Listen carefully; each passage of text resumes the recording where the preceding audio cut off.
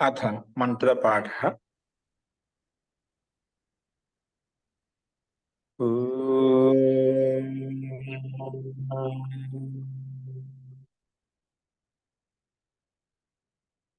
सहनाववतु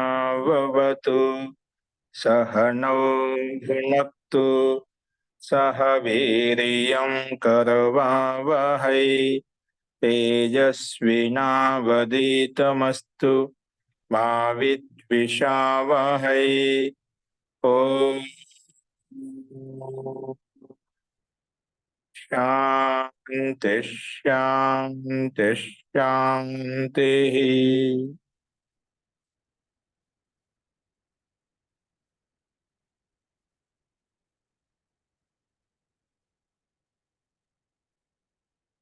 సర్వేభ్యో నమః. మనము ఛాందోగ్యోపనిషత్తులో 5వ అధ్యాయం నిన్న సంపన్నం చేసుకున్నాము. ఈరోజు 6వ అధ్యాయాన్ని మనం మొదలు పెట్టుకుంటాము. గత 5వ అధ్యాయంలో అశ్వపతి రాజా యొక్క ఉపదేశాన్ని మనం విన్నాము. జిజ్ఞాసు పూర్వకంగా వచ్చినటువంటి ఐదుగురు మునులు అక్కడ ఉద్దాలక మహర్షితో కలిపి మొత్తం 6గురు ముని జిజ్ఞాసు బ్రహ్మ జిజ్ఞాసులకు ఆయన బ్రహ్మాండంలో ఉన్నటువంటి ఒక అంశీభూతం కాకుండా బ్రహ్మాండం యొక్క సంపూర్ణ స్వరూపము ఆ పరమాత్మ యొక్క విరాట్ స్వరూపం, ఆ బ్రహ్మ యొక్క విరాట్ స్వరూపము, అది ఆ బ్రహ్మ యొక్క సంపూర్ణ స్వరూపాన్ని తెలుసుకొని ఉపాసన చేసినట్లయితే వైశ్వాన బ్రహ్మాత్మ గురించి తెలుసుకోగలుగుతాం, ఆ పరమాత్మకు దర్శనం చేసుకోగలుగుతాం. అటువంటి వ్యక్తికి సకల సామాగ్రి, సకల ఐశ్వర్య సిద్ధి, సకల భోగ సామగ్రి అన్ని సిద్ధిస్తాయనే విషయాన్ని మనం చూసాం. కాబట్టి మొత్తానికి ఒక అంశీభూతం కాకుండా పిండంలో బ్రహ్మాండంలో అన్నిటిని తృప్తిపరుస్తూ మన ప్రాణము, అపానము, వ్యానము, సమానము ఉదాహరణ చెప్పుకున్నాం.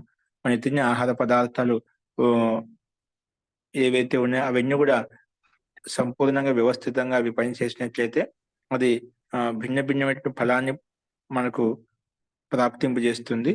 అలాగా సంపూర్ణ పిండంలో అన్ని అవయవాలు ఏవైతే ఉన్నాయో అన్ని ప్రాణాలు సక్రమంగా పనిచేసినప్పుడే మనకు అనుకునే విధంగా తేజవంతం అవుతాయి. మన ఇంద్రియాలు కావచ్చు, మన పిండం కావచ్చు. అలాగే ఇవన్నీ ఒక్కొక్క ఇంద్రియం తృప్తి చెందడం వల్ల బ్రహ్మాండం వరకు, వైశ్వానర ఆత్మ వరకు ఉండేటువంటి తత్వాలు, దాన్ని ఆశ్రయించినటువంటి తత్వాలు ఏవైతే ఉన్నాయో, భూతాలు ఏవైతే ఉన్నాయో అవన్నీ తృప్తి చెందుతాయి. వాటి ద్వారా ఆత్మిక వికాసం కలుగుతుంది. వైశ్వానర బ్రహ్మాత్మ గురించి తెలుసుకోగలుగుతాడు అంటే ఆ పరమాత్మ యొక్క దర్శనం చేసుకోగలుగుతాడు అనే విషయాన్ని మనం ప్రస్తావించుకున్నాం. చూడండి, ఇక్కడ ఈరోజు 6వ అధ్యాయం అంటే 6వ ప్రపాఠకం. ఈ 6వ ప్రపాఠకంలో ముఖ్యంగా 1 నుంచి 7 ఖండాల వరకు, 1వ ఖండం నుంచి 7వ ఖండం వరకు సృష్టి ఉత్పత్తి యొక్క విషయాన్ని నిమిత్తం చేసుకుని లక్ష్యం పెట్టుకుని ప్రస్తావించబడింది అన్నమాట. అది శ్వేతకేతు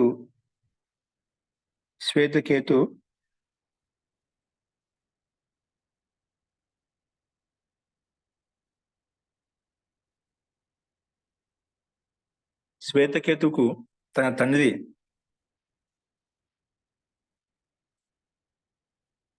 ఏం చెప్తా అంటే సృష్టి ఉత్పత్తి అంటే సృష్టి ఉత్పన్నం కావడానికి బ్రహ్మాండం అనే కంటికి కనిపించే బ్రహ్మాండం ఏదైతే ఉందో ఈ కంటికి కనిపించడానికి ముందు ఎలా ఉండేది అది చెప్తున్నాడు. సదేవ ఇదం అగ్ర ఆసిత్ అంటే సత్తా రూపంలో ఉండేది. సత్తా రూపం అంటే ఇదంతా ఒక సత్తాత్మ, ఒక వస్తువు ఉంది, మిట్టి ఉంది, దానికి ఒక సత్తా ఉంది, ఒక పదార్థం దానికి ఒక సత్తా ఉంది, ధాన్యం దానికి ఒక సత్తా ఉంది. అలాగా ఈ బ్రహ్మాండంతో ఒక సత్తా రూపంలో ఉండేది అని ఉపదేశించాడు. అంటే ఉత్పన్నం కావడానికి ముందు ఇప్పుడంటే మనకు అభివ్యక్తమైంది, మొత్తం కనిపిస్తుంది, మనకు దీనికి సందేహం లేదు. విశాలంగా పంచభూతాలు కనిపిస్తున్నాయి, విశాలమైన స్వరూపం కనిపిస్తున్నాయి, బ్రహ్మాండకు ఒక అస్తిత్వం, బ్రహ్మాండం ఇలా ఉంటుందని చెప్పి అనుభూతిని పొందగలుగుతాం. కానీ ఈ ప్రళయ కాలంలో ఈ బ్రహ్మాండం యొక్క స్వరూపం ఎలా ఉండేది ఆ విషయాన్ని శ్వేతకేతుకు తన తండ్రి ఉపదేశిస్తున్నాడు 7 ఖండాల వరకు. ఓకేనా? ఆ విషయాన్ని ఏంటో చూద్దాం. అంటే ప్రాచీన కాలంలో అరుణ్ యొక్క వంశంలో పుట్టినటువంటి శ్వేతకేతు, ఎవరి వంశంలో? అరుణ్ మహర్షి యొక్క వంశంలో పుట్టినటువంటి శ్వేతకేతు ఉండేవాడు అనమాట. తన తండ్రి ఏం చెప్పాడంటే, హే శ్వేతకేతు, నువ్వు ఏదైనా ఒక ఆశ్రమంలో ఉంటూ, అంటే ఏదైనా గురుకుల ఆశ్రమంలో ఉంటూ బ్రహ్మచర్యాన్ని ధరించి బ్రహ్మచర్యపూర్వకంగా ఉంటూ నువ్వు అక్కడ విద్యను అభ్యసించు. ఎందుకంటే మన కులంలో ఇంతవరకు వేదాలను అధ్యయనం చేయకుండా వేదాలను అధ్యయనం చేయకుండా ఎవరు లేదు.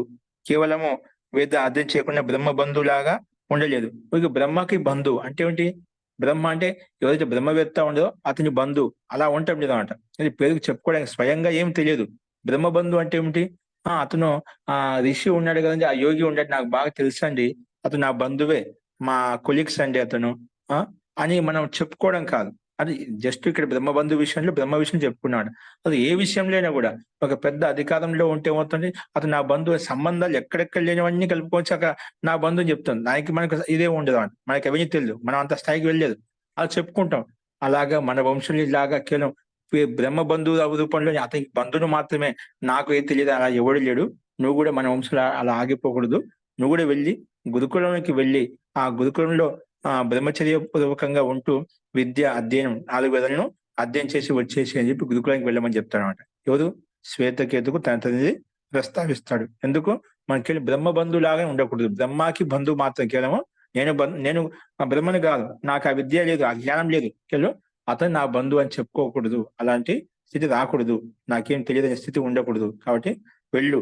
అక్కడ గురుకులంలో ఉంటూ విద్య అధ్యయనం చేసి వేదాలు చదువుకొని వచ్చేసి అని చెప్పి గురుకులానికి పంపిస్తాడనమాట.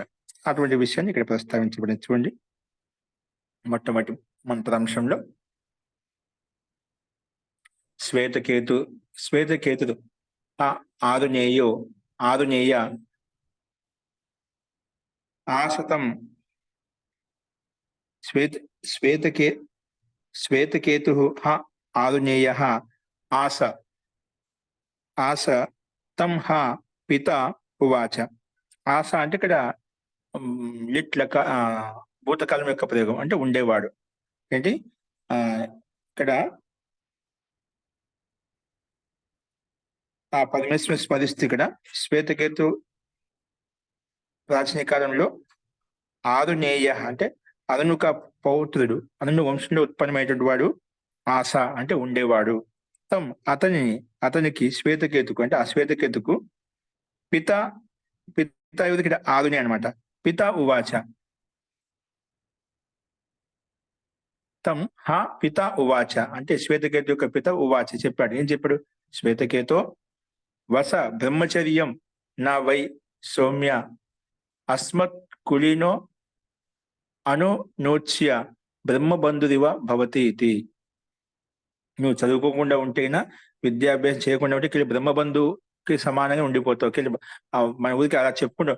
ఆ బ్రహ్మబంధులు మా వంశంలో అలా ఉండేవాళ్ళండి, మా కుటుంబంలో అలా ఉండేవాళ్ళండి, మా తాత ముత్తాతలు అలా ఉండేవాళ్ళండి, మంచి సంస్కృత పండితులండి, అలా చాలా మంది చెప్తుంటారండి. ఇప్పుడు వాళ్ళు ఏం చేయండి, వాళ్ళ సంతానం గాని వాళ్ళ ఆ సంస్కృతాన్ని గాని ఆ పరంపరను తీసుకుని రాలేదు. మా వంశంలో మా తాతయ్య అలా ఉండేవారని చెప్పి. ఈ మధ్య కాలంలో ఒక 10 రోజుల కిందట ఒక ఆవిడ వచ్చేదంట, పెద్ద విషయాలు. మా తాతయ్య గారు ఇక్కడ బాగా పనిచేశారండి, సంస్కృత పండితుడండి. మీరేం చేస్తున్నా అంటే నేను ఇక్కడ ఏదో జాబ్ చేస్తున్నా అండి. అంటే అలా వంశంలో ఎవరు లేదనమాట. అట్లా చెప్పుకుంటూ వస్తుంది. ఏదో పాత వాళ్ళు చెప్పుకుంటూ వస్తుంది. అలా ఉండకూడదు. అది ప్రతి సంవత్సరం ఒక పీడి అంటూ మనం నడుస్తూ ఉండాలి. ఒకదన ఉండాలి మనకు. అలాగా మనం ఉండకూడదు. అందుకే బ్రహ్మబంధుదివ భవతి ఇది. నువ్వు అలా మనం చదవకపోతే బ్రహ్మబంధుకు సమానం ఉండిపోతాము అనే విషయాన్ని ఇక్కడ ప్రస్తావించాడు. అందుకే శ్వేతకేతు వస అంటే వసించు అంటే నివసించు, బ్రహ్మచర్య పూర్వకం అంటే బ్రహ్మచర్య వ్రతాన్ని ఆచరిస్తూ నువ్వు గురుకులంలో ఉండు, ఆచర్య కులంలో నివసించు. నా వై సౌమ్య అస్మత్ కులీన మన కులంలో ఉత్పన్నమైనటువంటి అనునూచ్య అంటే అధ్యయనం మన కులంలో ఏది ఉత్పన్నమైన అననునూచ్య అంటే అధ్యయనం చేయకుండా, స్వాధ్యాయం చేయకుండా, వేదాలు చదవకుండా అశిక్షితంగా కేవలం బ్రహ్మ బంధువు అంటే కేవలం బ్రహ్మకి మాత్రం బంధువు అంటే బ్రహ్మ బంధువు స్వయం బ్రాహ్మణుడు స్వయం బ్రాహ్మణుడు కావాలి. బ్రాహ్మణుడు కావాలంటే తత్వం బ్రహ్మజ్ఞానం లేదంటే అంటే 4 వేదాలకి జ్ఞానం లేదు. అలాగా బ్రహ్మబంధు ఇవ సమానంగా ఉండొద్దు. బ్రహ్మబంధుదివ భవతి. నువ్వు అలా చదవకపోతే అననుచ్య చదవకుండా ఉంటే బ్రహ్మబంధువు మాత్రంగా ఉంటావు. అలా ఉండొద్దు.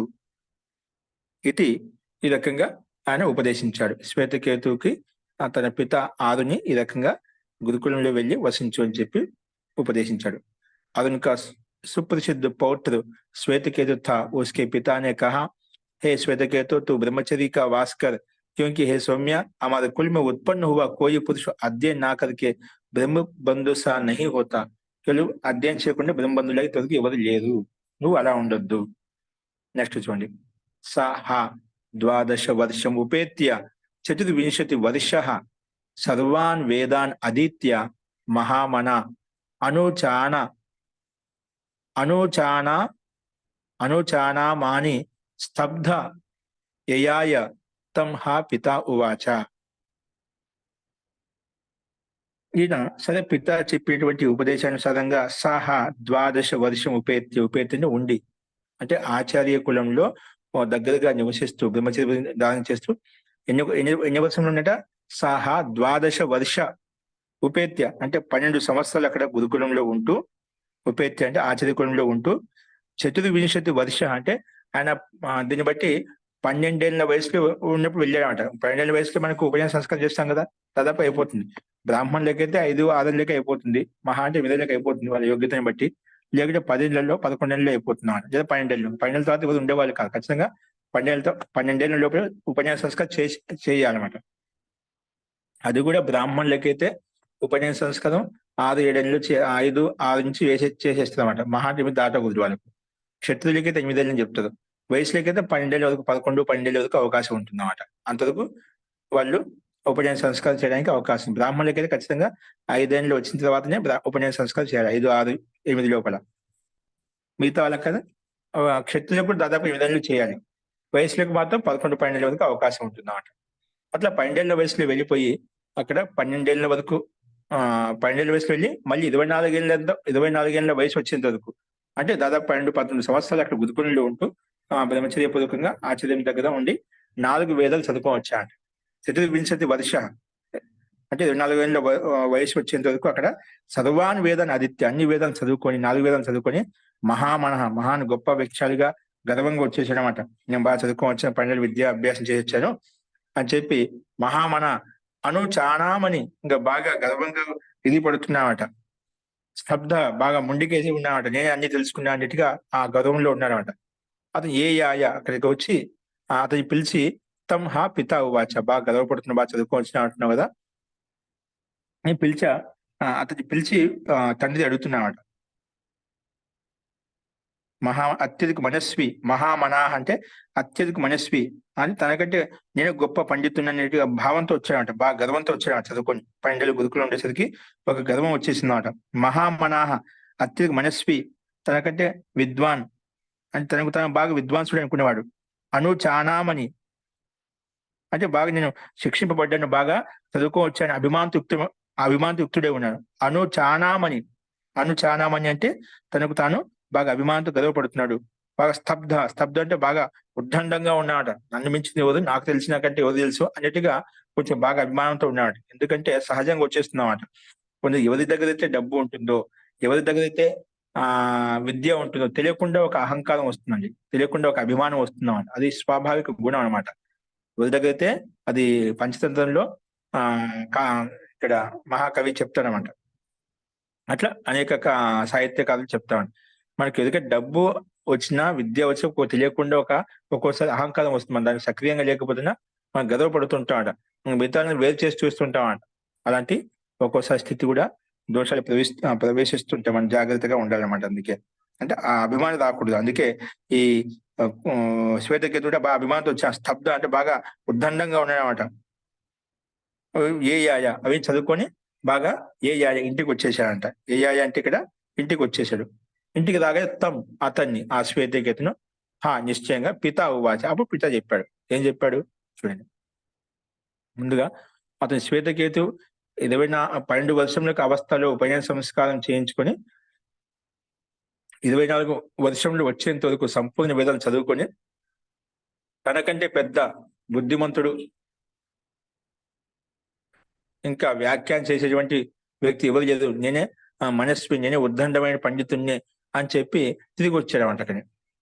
అటువంటి వ్యక్తితోటి, అటువంటి బాలకునితోటి, అటువంటి శ్వేతకేతుతోటి పిత హే స్వామి అని చెప్పి పిలిచాడు.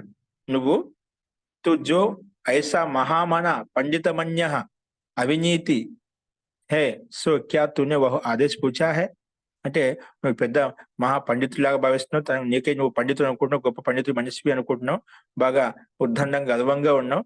నీకు ఈ ఆదేశం చెప్పాడే మీ గురువు గారు, మీ ఆచార్య వారు, నీకు ఈ విషయం తెలుసా నీకు అని అడుగుతాడనమాట. అది ఏం అడుగుతాడంటే కింద చూడండి 3వ అంశంలో శ్లోకాంశం. శ్వేతకేతో ఎన్ను సౌమ్యేదం మహామన అనుచానామని స్తబ్దో అస్యుత తం ఆదేశం అప్రాక్ష్య ఏన శృతం శృతం భవతి అమతం మతం అవిజ్ఞాత విజ్ఞాతమితి కథం ను భగవః స ఆదేశో భవతి ఇది. నువ్వు నీకు ఈ విషయం తెలుసా? ఈ విషయం నీకు గురుగారు చెప్పారా? ఈ విషయం నువ్వు అన్ని చదువుకోవచ్చు, మహా పండితుడు వేదజ్ఞుడు అంటున్నావు కదా, నీకు ఈ విషయం తెలుసా అని అడిగాడు. ఎవరు? తన తండ్రి శ్వేతకేతుని అడిగాడు. ఏమడిగాడు అంటే అశ్రుతం శృతం భవతి, వినకపోయినా అది విన్నట్టుగా అనిపిస్తుంది. అది ఏదో మతం కాదు మతంగా అనిపిస్తుంది. ఏదో తెలియదో అది తెలిసినట్టుగా అనిపిస్తుంది. అవిజ్ఞాతం కూడా తెలియని కూడా తెలిసినట్టుగా అనిపిస్తుంది అన్నమాట. అలా నీకు ఆ ఆదేశం నీకు తెలుసా అంటే వినకపోయినా అది విన్నట్టుగా తెలుస్తున్నా అంటే వినకపోయినా విన్నట్టుగా తెలుస్తుందన్నమాట. అంటే ఒకటి తెలుసుకుంటే మిగతా తెలిసిపోతాయి, ఒకటి వింటే మిగతా అన్ని కూడా వినకుండా అవి తెలిసిపోతాయి. ఆ తాత్పర్యంలో అనమాట. ఒకటి తెలుసుకుంటే మిగతా కూడా తెలియని పదార్థాలు తెలుసుకోవచ్చు. అంటే ఏదైనా ఒక పదార్థం తెలుసుకున్నాము, ఆ పదార్థం తెలియగానే దానికి సంబంధించినటువంటి మిగిలిన వస్తువులు ఏవైతే తయారయ్యావో మనం చూడలేదు, అవన్నీ వెనకబడి చెప్పేయచ్చన్నమాట. ఇప్పుడు మిట్టి ఉంది, మిట్టితో సంబంధించినటువంటి పదార్థాలు ఎన్నో రకరకాలు చేస్తామంట. మనకు ఒకసారి ఆ పదార్థం తయారు చేసినప్పుడు ఇది నిజంగా మిట్టి తయారు చేసిన బొమ్మనేనా అనే సందేహం కలుగుతుందన్నమాట. అదేనా ధాతు విశేషం అనుకుంటాం, లేదా లోహ విశేషం అనుకుంటాం. మిట్టిగా ఉంటుంది. ఇప్పుడు మన గణపతిని మనకు ప్రతి సంవత్సరం చేస్తాం, వినాయకుడు గణపతి చేసేటప్పుడు ఒక్కోది ఒక రకం చేస్తున్నాం, కానీ లోపల అందరూ మిట్టి ఉంటుంది. దాంట్లో పదార్థాలు కెమికల్స్ కలుపుతుంది, కానీ మూలంగా మిట్టి కూడా ఖచ్చితంగా ఉంటుంది అన్నమాట. చూడటానికి మనకు ఇది మిట్టిగా అది మిట్టితో చేసిందా, సిమెంట్ చేసిందని చెప్పి మనం ధర్మకోల్తో చేసిందని చెప్పి ఒక సందేహం వస్తుందన్నమాట. అంటే మొత్తానికి అంటే ఒక్కటి తెలుసుకుంటే ఒకదాన్ని తెలుసుకుంటే తెలియని పదార్థాలు ఏవైతే ఉన్నాయో అవన్నీ తెలిసిపోతాయి. అంటే ఇది మిట్టితో తయారు చేసినట్టు వికారమైనటువంటి వస్తువు, పదార్థం, ఇది బొమ్మ ఏదైనా కావచ్చు. అలాగే దానికి సంబంధించిన మిట్టితో తయారయ్యే అనేక వస్తువులు, పదార్థాలు ఏవైతే ఉన్నాయో నీకు ప్రత్యక్షం కనపడడం లేదు, అయినా చూడగానే అవి నీకు విజ్ఞాతం అయిపోతాయి. ఒకటి తెలుసుకుంటే అందుకే అన్ని కూడా తెలిసిపోతాయి. ఒకటి వింటే అన్ని విన్నట్టు అయిపోతాయి అన్నమాట. అందుకే ఆ శృతం శృతం భవతి. నువ్వు వినలేదు ఎప్పుడు, ఒకదాన్ని విన్నావు అంతే. వినకపోయినా అన్ని నీకు తెలిసిపోతుంది. ఎప్పుడో శ్రవణ ద్వారా ఒక విషయాన్ని విన్నావు, గురుగారు చెప్తుంటే విన్నావు. తర్వాత చెప్పకపోయినా కూడా ఆ గురుగారి యొక్క సిద్ధాంతం ఇలా ఉందంటే మిగతా సిద్ధాంతం ఇలాగే ఉండొచ్చు. ఒక సిద్ధాంతం అర్థం చేసుకున్నామట. గురుగారి యొక్క అభిప్రాయం ఇది అనుకోండి. దాన్ని బట్టి వారి యొక్క అర్థాపత్తి పూర్వకంగా, ఊహాపూర్వకంగా మిగతా అన్ని తెలుసుకోవచ్చు. అదొక విశేషమైనటువంటి కుశలత, విశేషమైనటువంటి ప్రావీణ్యం అన్నమాట. అలా కొంతమంది బుద్ధిమంతులు, బాగా జ్ఞానవంతులు అలా తెలుసుకోగలుగుతాడు. ఈ రకంగా ఈయన సిద్ధాంతం అంటే దీన్ని బట్టి ఈ సిద్ధాంతం అతనిలో ఉండొచ్చు. అది ఒక వరకు అంచనా వేస్తుందన్నమాట. అలాగే నీకు ఈ ఆదేశం తెలుసా అని 3 ప్రశ్నలు అడిగాడు. ఆ శృతం శృతం భవతి చూడండి. ఏ శ్వేతకేతో ఎన్నో సౌమ్య ఇదం మహామనః అనుచానమని, నువ్వు బాగా మనస్వి అంటున్నావు, బాగా గొప్ప పండితున్నావు కూడా, నీకే గొప్ప పండితుడు అనుకుంటున్నావు, స్తబ్దంగా ఉన్నావు, గర్వంగా ఉన్నావు కదా. తమ్ ఆదేశం అప్రాక్ష, తమ్ అటువంటి గర్వితుడంగా ఉన్నటువంటి అభిమానం ఉన్నటువంటి తమ్ శ్వేత కేతుం ఆదేశం అప్రాక్ష, అతని ఆదేశం గురించి అడిగాడు అనమాట. ఎవరు? తన తండ్రి. ఏమడిగా అంటే దేని ద్వారా అయితే అశ్రుతం శృతం భవతి, అయితే వినకపోయినా విన్నట్టుగా తెలిసిపోతుంది. అమతం మతం భవతి, ఏదైనా ఆ మతం కాదు, అది కూడా మతంగా మారిపోతుంది. అంటే అది మతం ఏదైనా కావచ్చు. అదేవిధంగా అవిజ్ఞాత విద్య, అయితే విద్య పూర్తి విశేషంగా జ్ఞానం లేకపోయినా అది మొత్తం విశేషంగా జ్ఞానం కలుగుతుంది.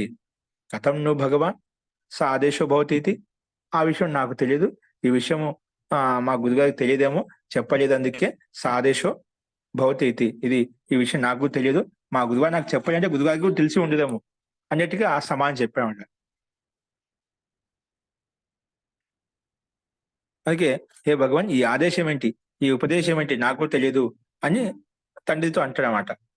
జిస్కే ద్వారా अश्रुत श्रुत हो जाता है, अमत मत हो जाता है और అవిజ్ఞాత్ విశేష రూప్ से ज्ञात, తెలియకపోయినా విశేషంగా తెలిసిపోతుంది. ఇది విని శ్వేతకేతు అడిగాడు భగవాన్, తండ్రితో అంటున్నాడు, ఓ ఆదేశ్ కేశా హై, ఈ ఆదేశం ఏంటి, నాకు అసలు తెలియదు, నా గురుగారు ఏం చెప్పలేదు, నాకు అన్ని తెలిసిపోయని చెప్పి ఏదో గర్వంగా ఉన్నాను అని చెప్పి, ఒకవేళ నీకు తెలిస్తే నువ్వే నాకు చెప్పు అని చెప్పి ప్రార్థిస్తామట. అది విషయం కింద చెప్పారు కదా 4వ అంశంలో. చూడండి. యథా సౌమ్య ఏకేన మృతిపిండేన సర్వం మృన్మయం విజ్ఞాతం స్యాత్.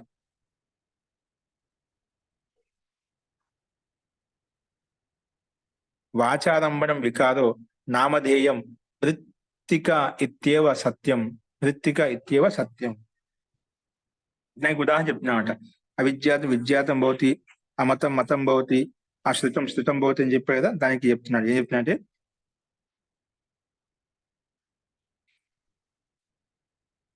ఉపదేశిస్తున్నామట. ఇదకంటే హే సౌమ్య ఆ పుట్టుని సంబోధించి చెప్తున్నాడు. ఏకేన మిత పిండేన అంటే ఒక మృత పిండే అంటే ఒక మన్ను యొక్క డేల. డేల అంటే డేల అంటాం కదా మనం, దాని ముద్ద, మట్టి ముద్ద.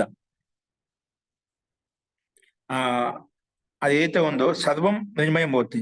మిట్టి అంటే ఏకేన మృత పిండేన సర్వం మృణమయం భవతి అంటే ఒక మిట్టితో తయారు పదార్థం చూడగానే వెన్ను కూడా మిట్టితో తయారు పదార్థం చెప్పి తెలిసిపోతాం. వెన్ను చూడలేదు, మనం చూడకపోయినా తెలిసిపోతున్నాం. దీంతో వెన్ను చేయొచ్చు, చేసే సామర్థ్యం ఇందులో ఉంది, ఈ శక్తి ఈ మిట్టిలో ఉంది, ఈ మన్నులో ఉందని చెప్పి తెలుసుకుంటామట. అందుకే ఏకైనా పిండేన మృణమయం విజ్ఞాతం స్యాత్ అంటే వెన్నుకు తెలిసిపోతాయి. ఎందుకంటే వాచారంభణం వాణిక ప్రసాద్ అంటే ఇది వాక్కుక విలాసం. అంటే మనము ఈ రకంగా మిట్టిక డేలా అని చెప్పకపోయినా ఇది వాచారంభణం వికార. వాచ అంటే మనం దానికి మిట్టిగా చేసినటువంటి భర్తనం అంటే మిట్టిగా ద్వారా చేసినటువంటి పాత్ర అంటే చెప్పమాట. పేరు మార్చుకుంటాం, పేరు మార్చి రకరకాలు చెప్తుంటాం. చెప్పాను కదా ఇప్పుడు మనం వినాయకుడిని మిట్టి చేసామని అనమాట. రకరకాలుగా దాతులను ఉపయోగించి మనం రకరకాల కొన్ని ప్రయోగాలు చేసి ఉపయోగిస్తాం. కానీ అన్నిటికీ మూలం అది మిట్టి అనమాట. అందుకే ఇక్కడ వాచారంభణం వికారం. ఇది వాక్కు ద్వారా మనం వికారం ఉత్పన్నమైతే చెప్తామంట. దీంట్లో ఇది ఈ పదార్థం ఈ రకంగా ఉంది, ఈ రకంగా అని చెప్పి. కానీ అక్కడ మిట్టి యొక్క తత్వాన్ని తీసుకోమాట, మూలతత్వం తీసుకోం.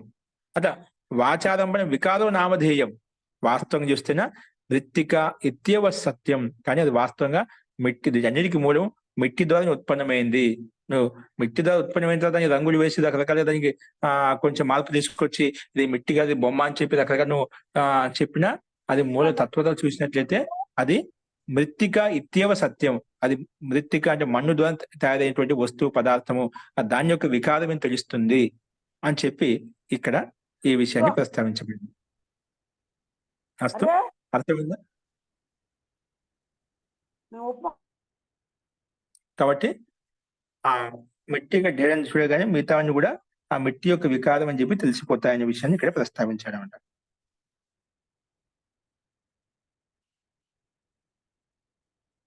ఎందుకంటే మనం అనేక రకాల బొమ్మలు తయారు చేసిన దాన్ని ఆ బొమ్మ కింద చెప్పుకుంటా మిట్టి అని చెప్పి చెప్పుకోమండి, ఎప్పుడు చెప్పుకోమంట ఆ విషయాన్ని. అంటే పేరు భిన్న భిన్న నామధాలు చెప్పుకోవచ్చు, కానీ వస్తుత మృత్తిక ఇత్యవ సత్యం, కానీ అది మాత్రం మృత్తిక యొక్క వికారం చెప్పి అది యథార్థ సత్యము అని చెప్పి ఈ శ్లోకంలో ప్రస్తావించబడింది. ఈ విషయంలో ఒక సిద్ధి కూడా ఉంది, యోగ శాస్త్రం చెప్పుకుంటాం మనం సామాన్యంగా. మనం ఏదైనా ఒక తత్వం మీద యోగాభ్యాసం చేసినట్లయితే, ధారణ ధ్యాన సమాధి అని సిద్ధింపు చేసినట్లయితే, నిలబెట్టగలిగినట్లయితే ఇవి వాస్తవంగా అలా కలుగుతుందండి. ఒక వ్యక్తి ఏదైనా ఇప్పుడు షడ్రుచులు ఉన్నాయి, మనకు ఏదైనా పదార్థాలు ఉన్నాయి, అది ధ్వని కావచ్చు, పంచేంద్రియాల సుఖాలు ఏవైతే ఉన్నాయి అవన్నీ కూడా ఆ రకంగా వస్తాయి. ఇప్పుడు గంధం ఉంది, ఏదైనా ఇప్పుడు కర్పూరం ఉంది, కర్పూరం మీద మనము ధారణ ధ్యాన సమాధి మూడింటిని ఏకత్రీకృతం చేసినప్పుడు ఏమవుతుందంటే అది ఒక అనుభూతి కలిగిస్తున్నాడు. అది గులాబీ పుష్పం కావచ్చు, కర్పూరం కావచ్చు, దాని యొక్క సుగంధం ఎలా ఉంటుంది, నాసికాగ్రం ద్వారా గ్రహిస్తున్నాం. నాసికాగ్రం గ్రహించింది ఏమవుతుంది, అలాగా కాసేపు పెట్టుకుని దాన్ని అలాగే మనం ధ్యాన సమాధి ధారణ రూపంలో దాన్ని అలాగే ఊహించుకున్నాం. ఫస్ట్ భాగం ముక్కు దగ్గర పెట్టుకుని వాసన చూసామట. గులాబీ పుష్పం దాని యొక్క సుగంధం ఇలా ఉంది, కర్పూరం దీని యొక్క సుగంధం ఇలా ఉంది, అది కాసేపు పెట్టుకుని పక్కన తీసేస్తాం. ఆ పక్కన తీసేసిన తర్వాత దాని యొక్క అంశాలు, దాని యొక్క పదమాలు కొంతసేపు ఉంటాయి కాబట్టి అది అలాగే ఉంటుందన్నమాట. దాని మీద ఫోకస్ చేస్తాం, దాని మీద దృష్టి పెట్టేస్తాం, అలాగే ఉంటుందన్నమాట. మీరు ప్రయోగం చేయొచ్చు అనమాట. అలాగే ఉంచిన తర్వాత మరి కాసేపు అది ఓజులు అయిపోతుంది, ఆ వాసన ఆ సుగంధం ఉండదు అనమాట. మళ్ళీ తర్వాత మళ్ళీ అప్పుడు అది ఎప్పుడు నువ్వు దాన్ని మళ్ళీ దాన్ని మళ్ళీ ప్రయోగం దాన్ని గమనించలేకపోతుంది, దాన్ని స్మరించుకోలేకపోతుంది, దాన్ని దృష్టి పెట్టలేకపోతున్నావు. అప్పుడు మళ్ళీ కాసేపు గులాబీ పుష్పం అయితే గులాబీ పుష్పం, లేదా కర్పూరం అయితే కర్పూరం, అది ముక్కు దగ్గర పెట్టుకుని మళ్ళీ కాసేపు ఉంచుకోవాలి. ఉంచుకొని మళ్ళీ పక్కకు తీసేసిన తర్వాత అది ఎంతసేపు ఉండగలుగుతాం. అలా కొంచెం కొంచెం సమయం పెంచుకుంటూ పోవాలి. ఒక అర నిమిషం, ఒక సెకండ్, ఒక నిమిషం పెట్టిన తర్వాత నువ్వు కనీసం 2 నిమిషాలు ఉండగలిగావు. అంటే అదే వాసన, అదే గంధం నీ దగ్గర ఉండిపోతుందన్నమాట. అప్పుడు లేకపోయినా అదే సుగంధంతో ఉంటావు. అలాగా చేయంగా నువ్వు సంకల్ప మాత్రం చేత నువ్వు ఏమి చేస్తే ఆ సుగంధం వచ్చేస్తుందన్నమాట. ఒక గులాబీ పుష్పం ద్వారా, ఒక కదపం ద్వారా నువ్వు అభ్యాసం చేసావు. ఆ యోగం ఆ సిద్ధించినట్లయితే, గంధానికి సంబంధించిన సిద్ధించినట్లయితే సమస్త గంధాలు ఏవైతే ఉన్నాయో, ఇప్పుడు గులాబీ పుష్పం ఒక గంధం కాదు, ఒకటి కాదు కదా. నువ్వు అన్ని నామకరణం తెలిసినమాట. ఆ పేరు ఏది నువ్వు సంకల్పం చేస్తే ఆ పుష్పం యొక్క, ఆ పదార్థం యొక్క, ఆ ద్రవ్యం యొక్క సుగంధం నీకు వెంటనే తెలిసిపోతుందన్నమాట. సంకల్ప మాత్రం చేత ఆ గంధాన్ని నువ్వు దాన్ని ఫోకస్ చేయగలుగుతావట. ఆ గంధం నీ దగ్గరికి వచ్చేస్తుంది. ఆ సుగంధాలు నీకు వచ్చేస్తాయట. అలాగే ధ్వని విషయంలో ఒక ధ్వని వింటున్నామండి. ఆ ధ్వని కేంద్రీకృత దాని మీద సిద్ధిని సంపాదించుకున్నట్లయితే సమస్త ధ్వనుల యొక్క ఆనందం అయితే ఉంటుందో, సంగీతం అయితే ఉంటుందో అవన్నీ కూడా నువ్వు ఆనందాన్ని పొందవచ్చు. అది ఒక సిద్ధి అనమాట. ఆ రకంగా మనం తయారు చేసుకోవచ్చు. సమస్త ధ్వనుల యొక్క స్థితిగతి ఎలా ఉంటుంది, నువ్వు ఆ మనిషి అత్యంత వేగవంతమైంది కదా, నువ్వు ఆ రకం ఫోకస్ చేసి ఆ రకం సిద్ధిని తెలుసుకోవచ్చు. ఆ సందర్భంలో ఆ పరిప్రేక్షణలో ఇక్కడ ఈ ఋషి అందుకే ఆదేశాన్ని అడిగాడు. నీకు తెలుసా ఆ విధంగా ఒక విషయం తెలుసుకొని కూడా ఆ మతం అవుతుందంటే ఇక్కడ విని మొత్తం విన్నది తెలిసిందే కాదు. ఒకటి తెలుసుకుని దాన్ని బేస్ చేసుకుని దాన్ని ఆధారం చేసుకుని ఏవేవి ఉంటాయి అవన్నీ తెలిసిపోతాయి అని చెప్పేయచ్చు అని చెప్పి. ఇది కూడా సహజంగా మనం అన్ని సహజంగా ఏదైనా కూడా లౌకిక వ్యవహారంలో కూడా మనం తెలుసుకుంటూ ఉంటాం. ఒకటి తెలుసుకుని మిగతా తెలుసుకోబోతాం. ఆటోమేటిక్‌గా అర్థమైపోతుంది. ఒక పని చేయగానే ఆ మిగిలిన పనులు కూడా అయిపోయి ఉంటాయి. ఎందుకంటే ఒకదానితో కనెక్టెడ్ అయి ఉంటాయి కాబట్టి. సహజంగా లౌకిక వ్యవహారంగా మనం చూస్తుంటాం. అదే విషయాన్ని ఇక్కడ సిద్ధి రూపంలో, సూక్ష్మ రూపంలో విషయంలో కూడా సూక్ష్మ తత్వ రూపంలో, బ్రహ్మాండ రూపంలో, పిండి రూపంలో కూడా ఇలాంటి ప్రయోగాలు చేయొచ్చు. ఆ సందర్భంలో అక్కడ ఒక సిద్ధి మనకు కలిగిందంటే దీనికి ఇంత శక్తి సామర్థ్యం ఉంటే పరమాత్మ యొక్క శక్తి ఎంత ఉంటుంది చెప్పి ఆ పరమాత్మ పట్ల అత్యంత విశ్వాసం, నమ్మకం మనకు ఉత్పన్నమవుతాయన్నమాట. చెప్పిన సమస్త గంధాలు ఎన్నైతే ఉన్నాయో అవన్నీ సంకల్ప మాత్రం చేత ఏం చేస్తే అప్పుడు అవన్నీ దగ్గరికి వచ్చేస్తాడు. ఆ అనుభూతి ఇప్పుడు ఒక దగ్గరగా ఉండే పుష్పం కావచ్చు, కర్పూరం కావచ్చు, ఏదైనా పదార్థం కావచ్చు, అవన్నీ నీకు వెంటనే ప్రత్యక్షంగా చూసిన ఏ రకమైన గంధం కనిపిస్తుందో అదే రకమైన గంధానుభూతి నీకు కలుగుతుంది. ఆ సిద్ధిని మనం సిద్ధింపు చేసుకున్నట్లయితే అది అలాగా మనం ఆనందాన్ని పొందవచ్చు అన్నమాట. అదొక స్థితి ఏర్పడుతుంది. అంటే ఏం లేదు. దీనికి ఇంత శక్తి ఉంటే పరమాత్మ పట్ల అట్టు విశ్వాసం, శ్రద్ధ కలుగుతాయన్నమాట. అదే అనమాట. ఒక చిన్న ప్రయోగం అనమాట. యోగ శాస్త్రం నీకు నిజంగా ఈ సిద్ధులు ఉన్నాయి లేవని నువ్వు ఒకవేళ నీకు సందేహం కలిగినట్లయితే ఇది ఒక్క ప్రయోగం చేసి చూడు. నీకు సిద్ధింప చేసుకున్నావా నీకు తెలిసిపోతుంది దీని యొక్క సత్తా ఎట్లా ఉంటుందని. అలాగా ఒక ప్రయోగం చూపించబడినాడు విభూతి పాదంలో. అలాగే ఈ సందర్భం మనకి ఇది కూడా ప్రత్యక్ష ఉదాహరణ. అలాగా బోధిస్తున్నా అంటే ఇక్కడ శ్వేతకేతుకు తన తండ్రి అది ఆ ప్రయోగంతోనే ఇలా చెప్పబడింది అన్నమాట. అందుకే శ్వేతకేతు అన్నాడు నాకు ఈ విషయంలో ఏం తెలియదు, ఆదేశం అంటే అడుగుతానమాట. దానికి ఈ వినమయం విజ్ఞాతం స్యాత్ అంటే ఒక మిట్టి ద్వారా డైరెక్ట్ ఏదైతే మనం తెలుసుకొని చేస్తున్న పదార్థము మిగతా అవన్నీ కూడా పేర్లు మార్చుకుని భిన్నంగా పెట్టినా కూడా అది మూలంగా చూసినట్లయితే మృత్తిక ఇత్యేవ సత్యం, అది మృత్తికతో తయారైంది అని చెప్పుకోవాలి. ఎందుకంటే వాచారంభణం వికార కేవలం వాక్కు ద్వారా మనం భిన్న నామాల పేరు చెప్తాం అంతే. ఇది మిట్టి అని పేరు చెప్పకుండా భిన్న పేర్లు చెప్తాం. ఇప్పుడు మనం భవనం తయారు చేసాం, భవనంలో భిన్న తత్వాలు కలిసాయి, కానీ మూల ఆధారం ఏంటి మిట్టి. మిట్టి లేకపోతే ఆ మిట్టికి భవనం అంటావా? అలా అనం. కానీ వాచారంభణం ప్రకారంగా ఆ ఇది భిన్న భవనాల పేర్లు చెప్తూ ఉంటామంట. అది ఏదైనా కావచ్చు పదార్థం. అలా అందుకే వాచారంభణం వికారం, వాక్కు ద్వారా వికారం మాత్రమే నామధేయం చెప్తాము. వాస్తవంగా అయితే మృత్తిక ఇత్యేవ సత్యం, అది మృత్తిక ఉత్పన్న పాత్రని అర్థం చేసుకోవాలి అనేది విషయాన్ని చెప్పారు ఇక్కడ. సో నెక్స్ట్, हे सौम्या जिस प्रकार एक मृतिका के पिंड के द्वारा संपूर्ण मृण्मय पदार्थों का ज्ञान हो जाता है, ఒక మిట్టి ద్వారా తయారైన ఒక మిట్టి యొక్క పిండం ద్వారా తయారైన పదార్థం ద్వారా చేత మిగిలిన అన్ని పదార్థాలు మిట్టి ద్వారా ఏ పదార్థాలు భూమండలం మీద తయారయ్యో ఆ పదార్థాల యొక్క మొత్తం స్వరూపాన్ని తెలుసుకోవచ్చు. ఆ శక్తి అతనిలో వస్తుంది. క్యూంకి వికార్ కేవలం వాణికే హి ఆశ్రయభూత నామ మాత్రమే. మనం ఏదో భిన్న పేర్లు చెప్పుకుంటున్నాం, అది వాక్కు ద్వారా చెప్పేటువంటి వికారం మాత్రమే, సత్యంతో కేవలం మృత్తిక మాత్రమే అని చెప్పి ఇక్కడ చెప్పుకున్నాం. యథార్థంగా అయితే అది మట్టి ద్వారా తయారైందని చెప్పి చెప్పుకున్నాం అనమాట. అస్తు. నెక్స్ట్ అంశం ఏం చెప్తున్నా అంటే యథా సౌమ్య ఏకేన లోహమనిన సర్వం లోహమయం విజ్ఞాతం స్యాత్ వాచారంభణం వికారో నామధేయం లోహం ఇత్యేవ సత్యం. అదేవిధంగా ఏ సౌమ్య అనే శ్వేతకను సంబోధిస్తూ తండ్రి లోహమైన సర్వం లోహమయం విజ్ఞాతం. ఒక లోహం ద్వారా, ఇనుము ద్వారా తయారు చేసిన పదార్థాలు ఏవైతే ఉన్నాయో, లోహమైన అంటే ఒక ఇనుము ద్వారా తయారైనటువంటి పదార్థం సర్వం లోహమయం విజ్ఞాతం. ఒకటి తెలుసుకున్నా అంటే సర్వం లోహమయం విజ్ఞాతం. సంపూర్ణ లోహంతో తయారైనటువంటి పదార్థాలు ఏవైతే ఉన్నాయో, రకరకాల వస్తువులు పదార్థాలు ఏవైతే ఉన్నాయో అవన్నీ తెలిసిపోతాయంట. లోహమయం విజ్ఞాతం స్యాత్. కానీ వాచారంభణం వికారః నామధేయం. కానీ మనం వాక్కు ద్వారా ఇనుము తయారని చెప్పామట. వాక్కు ద్వారా అంటే వాచారం అని ఏం చేస్తాము? వాటి యొక్క వికారం ఏం చెప్తాము? భిన్న భిన్న నామధేయాలు చెప్తాం. ఇనుము ద్వారా తయారైనటువంటి పదార్థాలు అనేకంగా ఉన్నాయి కదా! పిండంలో, బ్రహ్మాండంలో. అవన్నీ మనం భిన్న భిన్న నామాలు చెప్పుకుంటాం కానీ, వాస్తవం చూస్తే లోహం ఇత్యేవ సత్యం. అది మూలంగా చూసినట్లయితే అది ఇనుము యొక్క సహాయం చేతనే తయారు చేయబడింది.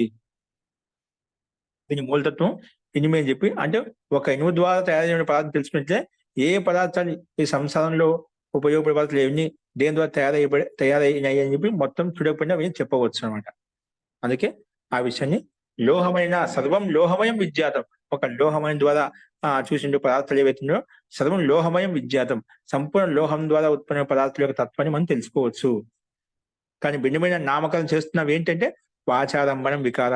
వాక్కు ద్వారా కేవలం భిన్నమైన నామాలు చెప్పుకుంటున్నాం అంతేగాని లోహం ఇత్యేవ సత్యం. కానీ లోహమే మూల తత్వము, మూలము, లోహంతో ఇవి తయారు చేయబడినాయని చెప్పి ఆ రకంగా రెండవ నెక్స్ట్ అంశం కూడా ప్రస్తావించబడింది. ఏ సౌమ్య, ఏ రకంగా అయితే లోహం అనే యొక్క జ్ఞానం చేత సంపూర్ణ లోహం పదార్థాలతో జ్ఞానం మీకు ఉత్పన్నమవుతుంది. ఎందుకంటే వికారం కేవలం అనేది వాక్కు ద్వారా ఆశ్రయించి ఉన్నటువంటి నామమాత్రం మాత్రమే. అంటే మనకు ఇది లోహ పదార్థాలు అయినప్పుడు కూడా భిన్న నామాలతో పిలుస్తుందా? నామమాత్రం కేవలం నామాలు మాత్రమే. వాస్తవంగా చూసినట్లయితే సత్యతో కేవలం సువర్ణిహి హే. సత్యం అనేది కేవలం సువర్ణమే తీసుకోవాలి. లోహం అంటే ఇక్కడ ఇనుము, సువర్ణం ఇచ్చారు. అది ఈ రకంగా అర్థం చేసుకోని చెప్పి ప్రస్తావించబడింది. నెక్స్ట్ ఏం చెప్తున్నాడు? నెక్స్ట్ ఉదాహరణ చెప్తున్నాడు. ఇవన్నీ ఉదాహరణ చూపిస్తున్నామంట. ఒక లోహం తెలుసుకుని దానికి సంబంధించి లోహ పదార్థాలు ఎన్ని తయారు చేసి అవన్నీ చెప్పుకున్నాము. అలాగే అన్నిటికీ కూడా అర్థం చేసుకోవాలి. నెక్స్ట్ ఉదాహరణ ఏమి ఇచ్చారంటే యథా సౌమ్య ఏకేన నఖ నికృంతనేన సర్వం కార్ష్ణ్యాసం విజ్ఞాతం స్యాత్. వాచారంభణం వికారో నామధేయం కృష్ణాయ సమిత్యేవ సత్యమేవ సత్యం ఏవం సౌమ్య స ఆదేశో భవతి. ఇక్కడ మనం ఏం చెప్పుకున్నాం? హే సౌమ్య, లోహమని అంటే లోహంతో యుక్త చుంబక్ అంటే మన అయస్కాంతం ఉండే కదా, దాని ద్వారా ఉత్పన్నమైన పదార్థాలు ఏవైతే ఉన్నాయో దాని ద్వారా ఉత్పన్న పదార్థాలు, దాన్ని బట్టి మిగతా అన్ని పదార్థాలు కూడా తెలుసుకోవచ్చు చెప్పుకున్నాము. కానీ మళ్ళీ ఏం చెప్తున్నారు? ఒక ఇక్కడ నఖ నికృంతనేన అంటే ఇక్కడ ఒక పదార్థం సీసం లాంటివి తీసుకునే ఇక్కడ నఖ నికృంతని. నఖం అంటే గోరు ద్వారా మనం దాన్ని గీకినప్పుడు ఏమవుతుంది? ఆ పదార్థం యొక్క స్వరూపం తెలుస్తుందన్నమాట. అది సీసం కావచ్చు, ఏదైనా కావచ్చు, ఒక ధాతు విశేషం అన్నమాట.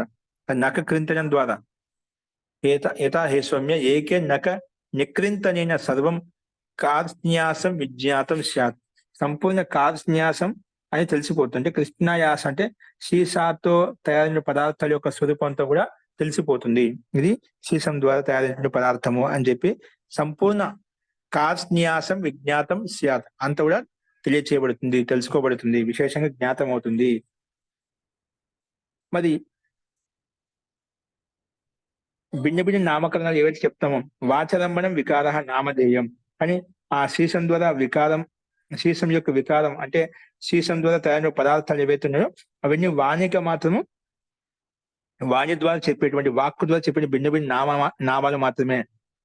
కానీ కృష్ణాయసం అనేది సీసా ఏదైతే ఉందో మనం దాని విశేషం చెప్పిన ఇతీవ సత్యం, అదే మూల తత్వం ద్వారా సీసాం ద్వారానే ఇవన్నీ తయారయ్యాయి. ఏవం ఈ రకంగా హే సౌమ్య సహ ఆదేశ, ఈ రహస్య నిర్దేశము నీకు తెలుసా?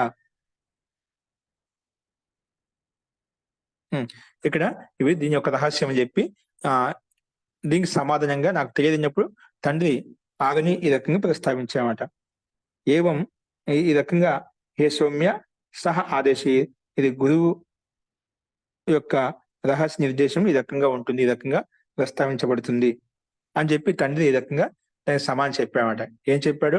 నీకు తెలుసా? ముందు అడిగాడు నీకు, వినకపోయినా విన్నట్టుగా, ఆ అలాగే తెలియని కూడా తెలియని కూడా తెలుసుకున్నట్టుగా. అలాగే మనము ఇక్కడ ఇంకొకటి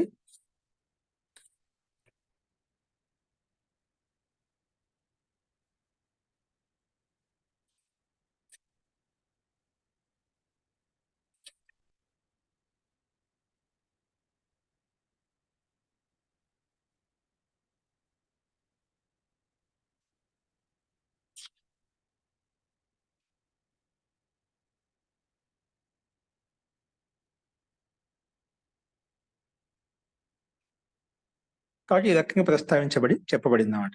కాబట్టి ఇవన్నీ కూడా మనకు అవిద్యాత పదార్థాన్ని కూడా విద్యాతమటుగా మతానికి సమానంగా ఇవన్నీ కూడా మనం ప్రస్తావించుకున్నాం. కానీ ఇలా చెప్పిన తర్వాత అంటే ఈ రకంగా ఏం చెప్పబడిందంటే ముఖ్యంగా ఇంకా ఇదొక శ్లోకం చెప్తాం. ఏ सौम्य जिस प्रकार एक नख कृंतन का ज्ञान होने पर, అంటే మనం గోధుమ గీకినప్పుడు అది ఏ తత్వం, ఏ పదార్థం, ఏ శిశం తయారని చెప్పి మనం గుర్తిస్తాము. దాని ద్వారా సంపూర్ణ లోహేకే పదార్థం యొక్క జ్ఞానం హోతాయి.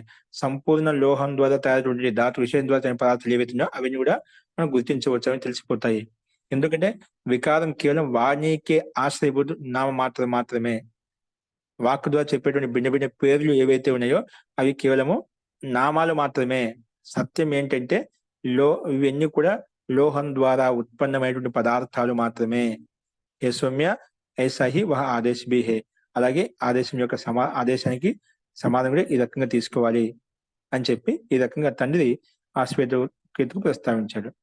అలా చెప్పిన తర్వాత అంతిమంలో నా వై నూనం భగవన్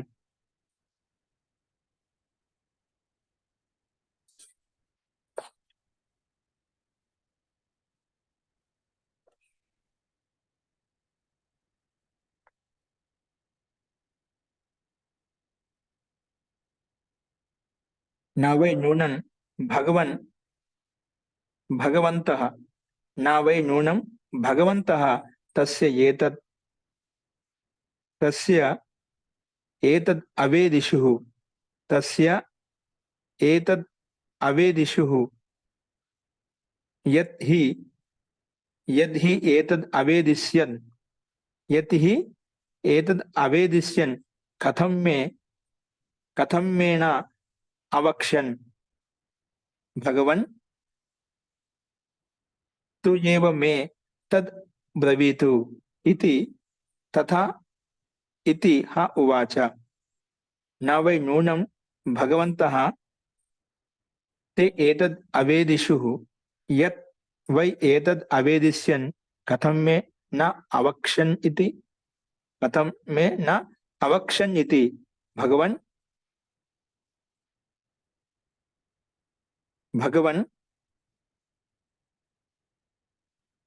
त्वेव అంటే तु एव मे तद् ब्रवीति तद् ब्रवीतु तु एव मे तद् ब्रवीतु इति తథా సౌమ్య ఇది హ ఉవాచ.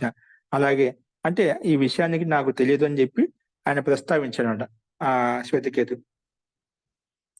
మీరే గురువుకు ఈ ఆదేశాన్ని కూడా తెలియదేమో, అందుకే నాకు ఈ విషయాన్ని ప్రస్తావించలేదు. పితాజీ నీకు తెలిస్తే ఆ విషయాన్ని రహస్యం నాకు కూడా ప్రస్తావించని చెప్పి అడుగుతాడు. అప్పుడు తథా అస్తు, అందుకే తస్మాత్ తథా సౌమ్య, అలాగే సౌమ్య ఇది ఆ ఉవాచ, ఈ రకం ప్రస్తావించారు. అంటే నిశ్చయంగా మరి పూజ్య గురుదేవ్ గారికి ఈ విషయం తెలియదేమో. నహి జాంతే తే యది వే జాంతే తో ముझसे క్యూ నహి कहते, ఎందుకు చెప్పరు?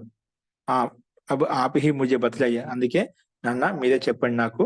తబ్ పితానే కహా అచ్చా సౌమ్య బతలాతాం, అలాగే నేను చెప్తాను.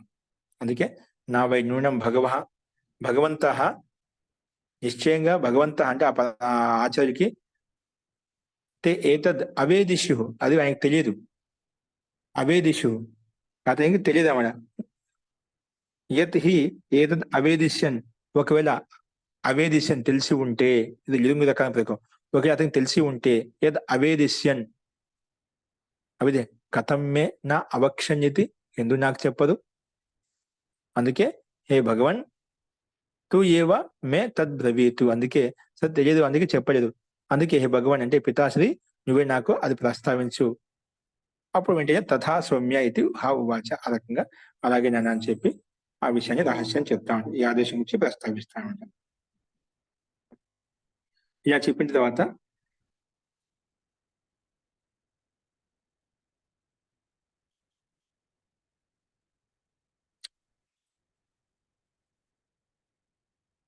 రెండో ఖండం చూడండి. ద్వితీయ ఖండ సదేవ, అప్పుడు ఆయనకి సమానం చెప్తున్నాడు, ఆ తండ్రి చెప్తున్నాడు, ఉపదేశం చేస్తున్నాడు. సదేవ సౌమ్య ఇదమగ్ర ఆసీత్ ఏకమేవ అద్వితీయం తద్ ఏక ఆహుర్ అసదేవ అగ్రం ఆసీత్ ఏకమేవ అద్వితీయం తస్మాత్ అసతః సజ్జాయతే, తస్మాత్ అసతః సజ్జాయతే. అంటే సదేవ సౌమ్య, ఏ సౌమ్య అంటే సౌమ్యాన్ని సంబోధించమని శ్వేతికని సంబోధిస్తూ ఆ తండ్రి చెప్తున్నమాట. ఏ సౌమ్య సదేవ అగ్ర ఇదమగ్ర ఆసీత్, సత్తాతో రూపంలోనే ఏ సౌమ్య ఇదం అగ్రే, ఈ జగత్ రచన కంటే ముందు ఈ సత్తా రూపంలో ఉండేది, ఈ బ్రహ్మాండానికి ముందు ఎంతో ఒక సత్తా రూపంలో ఉండేది, ఒక పదార్థ రూపంలో ఉండేది. ఇదమగ్ర ఆసీత్ ఏకం ఏకం అద్వితీయ తత్ ఏకే ఆహు. అందులో ఒకరేమన్నా అంటే ఇక్కడ అద్వితీయం అంటే దీనికి సమానంగా వేరే అంటూ అనుభవం శక్తి అంటే ఏం లేదన్నమాట. ఇది ఒకటి సత్తా రూపంలో ఇదే ఉన్నది. ఏకమేవ అగ్ర ఆసీతి, ఆ సత్తా రూపంలో మాత్రం ఇది అద్వితీయంగా ఉండేది. ఇది ఒకటే అద్వితీయం అంటే దీనికి సమానమైనటువంటి తత్వం అంటూ ఏది లేదు, ఇదే ఆ సారవంతమైన తత్వము అని చెప్పి ఒకరు చెప్పామట. ఏకే విచార అంటే ఒకరి యొక్క అభిప్రాయం చెప్పాడు. తద్ ఏకే ఆహు, అందులో ఒకరు ఏం చెప్పా అంటే ముందుగా ఏం విశుద్ధం చెప్పినాం, ఇది సృష్టి ప్రారంభించడానికి ముందు ఇది ఒక సత్తా రూపంలో ఉండేది, ఇదేమేవ అగ్ర ఆశయ సత్వరూపంలో ముందుగా ఉండే చెప్పారు. ఆ విషయంలో తద్వై ఏకః ఆహు, వారిలో కొంతమంది ఒక అభిప్రాయం కలిగిన వాళ్ళు ఈ రకం చెప్పామంట. ఏం చెప్పారంటే అసద్యేవ ఆహురు అసదేవ ఇదం అగ్రే ఆసిత్, లేదండి ఇది అసత్తా రూపంలో ఉండేది. సృష్టి ఇప్పుడు మనకు కనిపిస్తుంది, సత్తా ఉంది దీనికి, సృష్టి కంటే ముందు ఎలా ఉండేది అసత్తా, సత్తా లేదు అని కొంతమంది అభిప్రాయం చెప్పారన్నమాట. ఈ రకంగా ఉంటున్నది పూర్వంలో.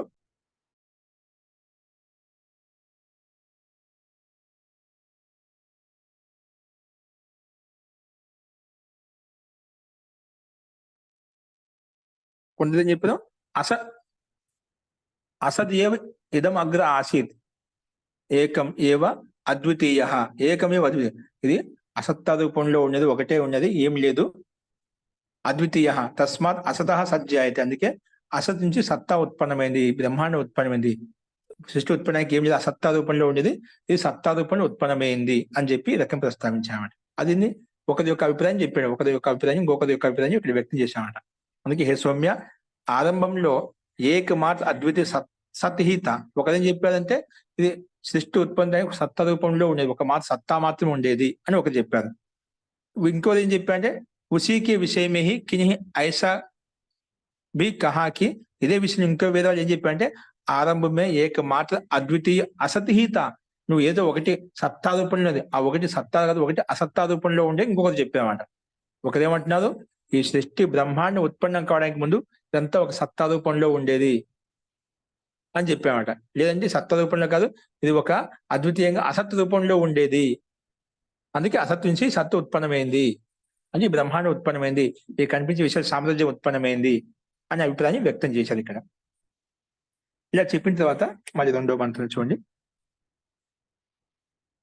ఇక్కడ తది ఏక ఆహురు అసద్యేవ ఇదం అగ్ర ఆసిత, అది గమనించండి. అస్తు కుతస్తు ఖలు సౌమ్య ఏవం స్యాత్ ఇది హ ఉవాచ కథం అసతః జాయేత ఇది. సత్వేవ సౌమ్య ఇదమగ్ర, సత్తా ఏవ సౌమ్య ఇదం అగ్ర ఆసీత్ ఏకమేవ అద్వితీయం. కాబట్టి ఇది ఒకటే సత్త రూపంలో అద్వితీయంగా ఉండేది.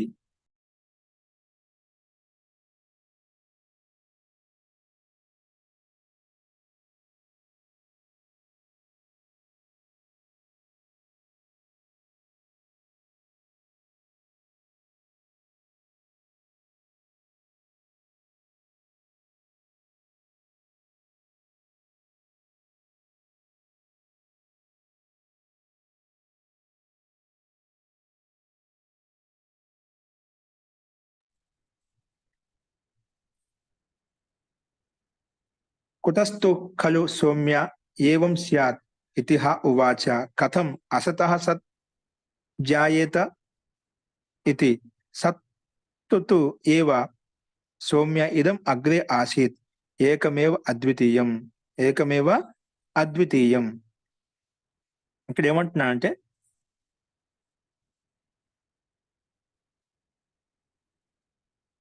అసత్ నుంచి సత్ ఎలా ఉత్పన్నమవుతుంది. ఇక్కడ మనకు రెండు రకాల ఒకటేమో అసత్త రూపంలో చెప్పారు, ఒకటేమో సత్త రూపంలో చెప్పారు. సృష్టి కాలంలో సతహిత అని ఇది ఒకటే అద్వితీయంగా ఉండేది అని కొంతమంది ఆచార్యులు చెప్పారు. కాబట్టి అసత్తో ఉత్పన్నమైందని చెప్పి కొందరు ఏమంటున్నారు సత్త రూపంలో ఉండేది.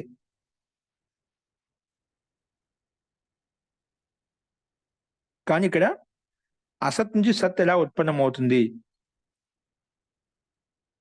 కాబట్టి అసత్ అనేది ఇప్పుడు అసత్ అంటే సత్తా లేదన్నమాట. సత్తా లేని చోట ఒక పదార్థం ఉందంటేనా ఆ పదార్థం ఇంకో పదార్థం తయారవుతుంది అన్నమాట. అసలు సత్తా లేకపోతే ఏం తయారవుతుంది. ఇప్పుడు అసత్ అంటే అభావం, అభావంతో భావం ఉత్పన్నం అవుతుందా. అంటే అభావంతో భావం ఎలా ఉత్పన్నం అవుతుంది. అందుకే కుతః కహాసే ఎక్కడ ఏ రకంగా నిశ్చయంగా హే సౌమ్య ఏవం స్యాత్ ఈ రకంగా ఎలా ఉత్పన్నం అవుతుంది. ఇతి ఉవాచ ఈ రకంగా తండ్రి అడిగాడనమాట. పితానే కథం అసతః సత్ జాయేత అసత్ నుంచి సత్తా ఎలా ఉత్పన్నమవుతుంది. అప్పుడు దానికి సమానంగా సత్తు ఏవ హే సౌమ్య ఇదం అగ్రే ఆసిత్ అదే ఏకమేవ అద్వితీయం అదే అద్వితీయంగా జగత్ రచన విషయంలో సృష్టి ఉత్పత్తి విషయంలో అనుపమ సత్తా రూపంలో ఉండేది.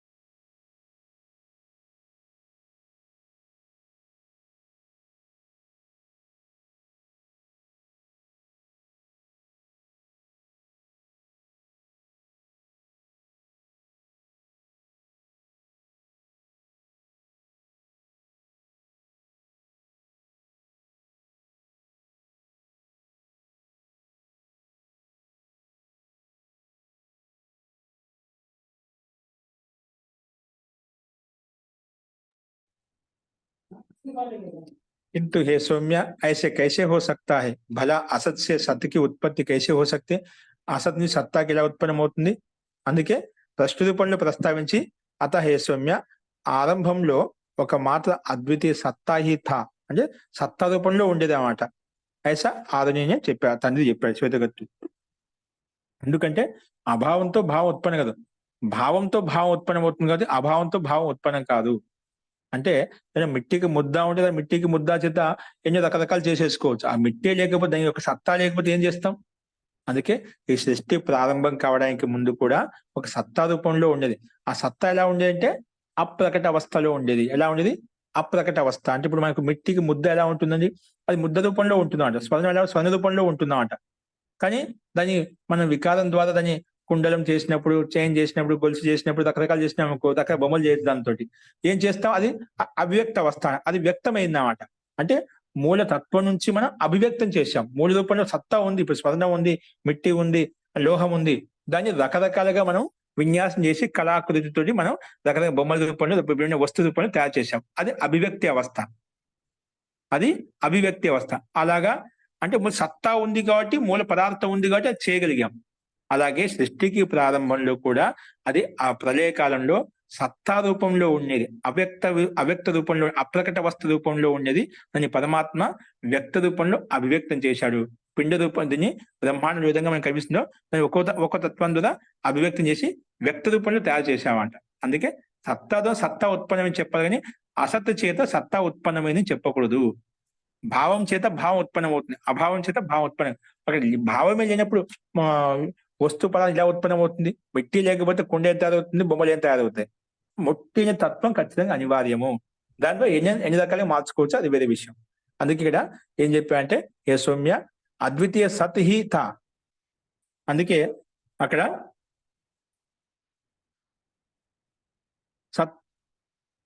సత్తా ఏవ సౌమ్య ఇదం అగ్ర ఆసిద్ ఏవం అద్వితీయ, అదే అద్వితీయమైంది. దానికి సమానమైన ఏది లేదు. ఆ సత్తతోనే సత్తా ఉత్పన్నమైంది అని చెప్పి ఈ 2వ అంశంలో ప్రస్తావించబడింది. అప్పుడు అలా చెప్పిన తర్వాత మహర్షి ఆరుని అది సత్తా ద్వారా ఈ సృష్టి యొక్క ప్రక్రియ, బ్రహ్మాండం యొక్క ప్రక్రియ ఎలా తయారైంది, ఏ విధంగా తయారైంది, ఒక్కొక్కటి మనకు కనిపించే పంచభూతాలు కావచ్చు, అగ్ని కావచ్చు, జలము కావచ్చు, ఇవన్నీ వాయువు కావచ్చు, ఇవన్నీ ఎలా తయారయ్యి ఒకదాని తర్వాత ఒకటి, ఆ ప్రక్రియ అంతా తర్వాత చెప్పబడింది. అదేంటో మనం రేపు చూద్దాం. అస్తు. ఇందులో ఎవరికైనా సందేహం చెప్పండి ఈ విషయంలో, సామాన్య ఇప్పుడు చెప్పిన విషయంలో. ఇప్పుడు ఎప్పుడు సారాంశం అంతా కేవలము అక్కడ శ్వేతకేతు గురుకులానికి వెళ్ళి 12 సంవత్సరాలు విద్యాభ్యాసం చేసి గర్వంతో అహంకారంతో వచ్చాడు. అటువంటి అహంకారంతో యుక్తమైనటువంటి కొడుకుని చూసి తండ్రి ఆరుని ఏం చెప్పాడంటే, నువ్వేం చదువుకోవచ్చు, ఈ ఆదేశం నీకు తెలుసా, ఈ ప్రశ్నకు సమాధానం నీకు తెలుసా? అది ఏంటి ప్రశ్న అంటే, ఈ సృష్టి ఉత్పన్నం కావడానికి స్థితి ఎలా ఉంటుంది, ఏ విధంగా ఉంటుంది, ఆ విషయం ప్రస్తావించినప్పుడు ఆ విషయంలో మా గురుగారికి తెలియదేమో, నాకు చెప్పలేదు, నాకు కూడా తెలియదు, అయితే నీకు తెలుసు పిత, నువ్వే నాకు ఉపదేశించు అన్నప్పుడు, ఇది బ్రహ్మాండం అది అసత్తా రూపంలో ఉంటుందని, అసత్తా నుంచి సత్తా ఉత్పన్నం అవుతుంది, సత్తా రూపంలో ఉంటే 2 రకాల అభిప్రాయాలు ఉన్నాయి. అందులో వాస్తవికం ఏంటంటే సత్తా ద్వారానే సత్తాత్మకమైన బ్రహ్మాండం ఉత్పన్నం అవుతుంది అని విషయాన్ని చెప్పాడు. అది ఎలా తయారవుతుంది, ఏ విధంగా తయారవుతుంది అనే విషయాన్ని క్రమంగా ప్రస్తావించాడు. అదేంటో మనం రేపు చూద్దాం. అస్తు. ఓకే, శాంతి పాఠం.